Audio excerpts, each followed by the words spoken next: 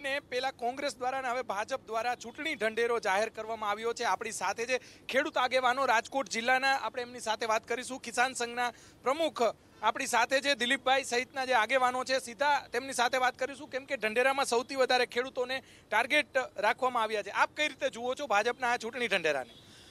ઢંઢેરો તો દરેક ચૂંટણીના કહીને તો દરેક પક્ષનો પોતાના સ્વાર્થ માટે બનાવી રહ્યા છે, પણ મહત્વની વસ્તુ એની અમલવારી કેટલી થાય, ઇમ્પોર્ટન્ટ વસ્તુ. જો 370ની વાત કરવામાં આવે તો 2014માં પણ 370ની વાત કરી હતી, હજી એનો કોઈ નિકાલ થયો નથી. આ વાત છે કે જો 370 એને કાઢવી હોય તો એને કોઈ રોકી શકે એમ નથી. એ ધારે તો નીકળી શકે એમ, અને એ વહેલી તકડે નીકળે તો એની પાછળ જે કાશ્મીર વાહે ઇન્ડિયાના જે પણ રૂપિયા બરબાદ થઈ રહ્યા છે, એ રૂપિયા જો ખેડૂતો પાસે અને ગામડા માટે વાપરવામાં આવે તો દેશનો વિકાસ થઈ શકે એમ છે. બીજી વાત, ખેડૂતોને પાણી જોઈશે, ખેડૂતોને દિવસની લાઇટ જોઈશે, ખેડૂતોને પૂરતો ભાવ જોઈશે. જો આ દિશામાં પૂરતો વિકાસ કરવામાં આવે તો જ ગામ અને ખેડૂતનો વિકાસ થાય, અને તો જ ગામનો વિકાસ થાય, અને ગામનો વિકાસ થાય તો જ દેશનો વિકાસ થાય. જે પણ સરકાર આવું આયોજન કરશે ને, એ સરકાર જ કાયમી માટે ટકી રહેશે. કિસાન સંઘના આગેવાન છો, ભાજપની સરકાર તમારી છે, જે કહી શકાય સંઘની જ એક પાંખ છે. આમ છતાં 370 દૂર કરવાની દર વખતે વાતો કરવામાં આવે છે. ઇમ્પ્લિમેન્ટેશન કેમ નથી થતું?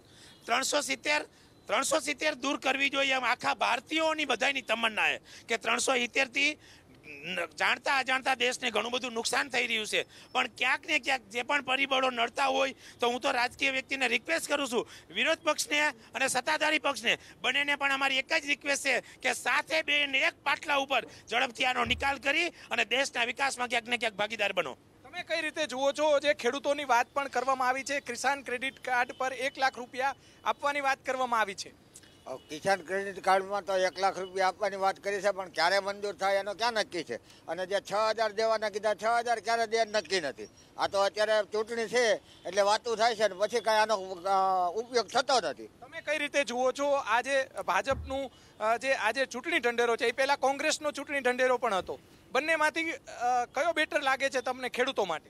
ખેડૂતો માટે એકય બેટર નથી. એનું તમને કારણ કહું કે જો એટલું બધું હોય ને તો ગામડા છોડી અને લોકો સિટી તરફ ન આવે. તમે ગમે એવા પ્રબોધન આપો, ગમે એવા તમે એને લાલચ આપો તો લોકોને જ્યાં ફાયદો થતો હોય ત્યાં જાય. પહેલી વાત તો એ છે. તો ગામડા છોડી અને ખેડૂતો સિટી તરફ ન આવે. અત્યારે તમે મોસ્ટલી જુઓ તો 10% લોકો મોટી ઉંમરના છે, એ ખેતી પડી ભાંગી છે. અમે દરેક ગામડામાં જાય છીએ, દરેક ગામડાની પરિસ્થિતિ જોઈ છીએ તો અત્યારે આપણને એમ લાગે કે સુમસામ ખંડેર છે. આવી પરિસ્થિતિમાં જોતા ગામડાઓ ભાંગી રહ્યા છે. આપ કઈ રીતે જુઓ છો આ ચૂંટણી ઢંઢેરાને? અને ઢંઢેરા વર્ષોથી તમે જોતા હશો, ખાસ કરીને ખેડૂતોની વાત કરવામાં આવી છે આ ઢંઢેરાની અંદર.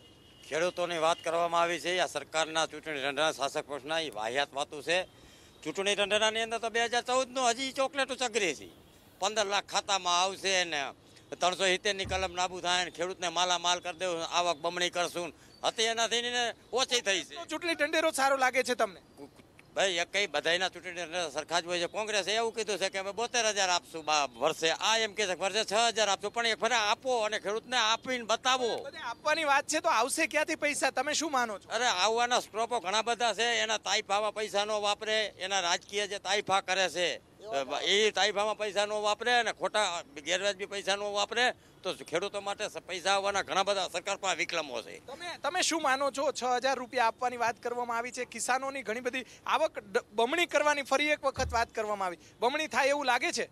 જરાય નહીં. નેશનલ સેમ્પલ સર્વેના રિપોર્ટ પ્રમાણે દેશના 17 રાજ્યની અંદર ખેડૂતોની સરેરાશ માસિક આવક 1700 રૂપિયા છે. કદાચ 22 સુધીમાં 3400 રૂપિયા કરી દે. તમે બધા સમજો છો કે 3400 રૂપિયામાં ખેડૂતનું ઘર કેવી રીતના હાલે. 22 વર્ષથી જે શાસન કરે છે છતાં દેશની અંદર ગુજરાત વાર્ષિક આવક જે હોય ને ખેતીની આવક એ ખેડૂતની 9મા ક્રમે છે. બરોબર છે. એટલે 22 વર્ષથી આ લોકો નવી બોટલમાં જૂનો દારૂ ભર્યા રાખે છે. અને સૌથી ઘાતક વાત જો હોય ને, સૌથી ખરાબ વાત હોય ને તો એ છે કે લોકોને રોકડ નાણાંની લાલચ આપવામાં આવે છે. ખરેખર એને એટલો સક્ષમ બનાવવામાં આવે એના ધંધા, વેપાર, રોજગાર કે ખેતીની અંદર કે ખુલ્લા દિલથી પ્રામાણિકતા